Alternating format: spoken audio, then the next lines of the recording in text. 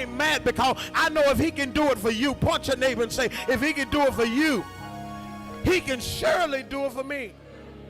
He said, I'm jealous of you with a godly jealousy because I see how you grown. I seen how you mature. That's good, Ty. I see how you clean up. I see how you look in that wedding dress. I'm talking about a spiritual wedding dress. He said, I see how you look now that the Spirit of God has taken upon you, so I'm jealous of you. He's basically saying, I didn't know that you could look this good. I didn't know that you could be this good. I didn't know that God would take you out of darkness into light. And as he take you out of darkness into light, I didn't know that your complexion would change. I didn't know that your bloodline would change. I didn't know that your DNA would change. I didn't know that your family wrestled with high blood pressure. But when you get into Christ, it don't even come nigh you. I didn't know that that could happen.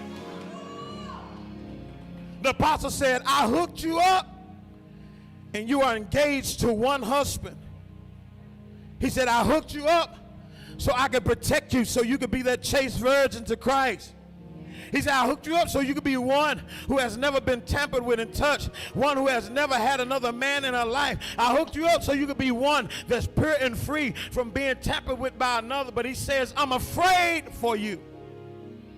He didn't tell them you looking good, but he said, because you're looking good, I'm afraid for you.